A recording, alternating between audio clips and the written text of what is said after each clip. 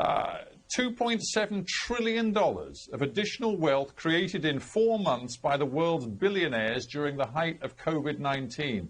We need just $5 billion to save millions from famine. What am I missing? Help me. What response did you get? Yeah.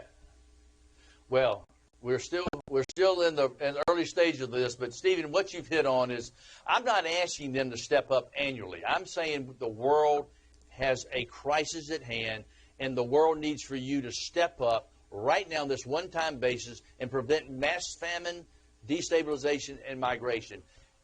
There are 2,200 billionaires around the world. They have $10 trillion of wealth. $2.7 trillion of wealth was created by these 2,200 billionaires in just April, May, June, and July. And so we need $5 billion. I'm like, what am I missing? Come on. Please help. The world needs you. Governments are stretched right now because, please understand, in 2020, governments put up $19.7 trillion in economic stimulus packages, COVID and healthcare packages to respond, and that money's not going to be available for 2021. So 2021 is looking horrific. So we need these billionaires. And I mean,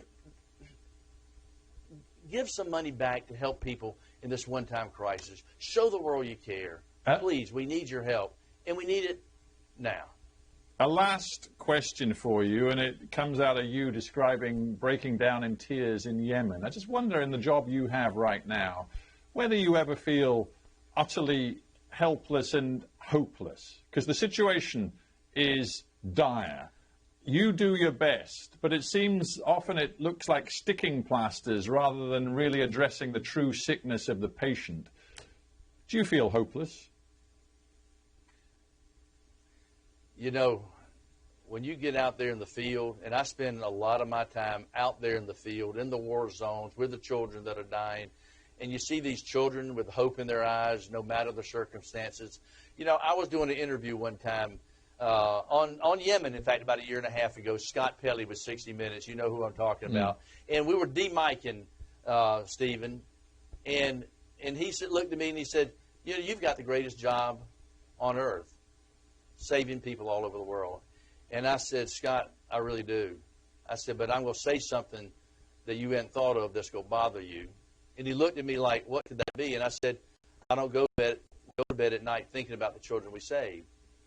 I go to bed at night weeping over the children we couldn't save. And I said, when we don't get enough money, we have to choose which children eat, which children don't eat. I said, how would you like that job? It's easy to get hopeless, but we can't do it. We owe it to these children around the world. We owe it to the innocent victims of war and conflict. We owe it to them to give them hope. And the World Food Program, we're going to continue to do that at all costs. David Beasley, I thank you very much for joining me on Hard Talk, and let me send my congratulations again to the World Food Program. Thank you very much. Thank you, Stephen.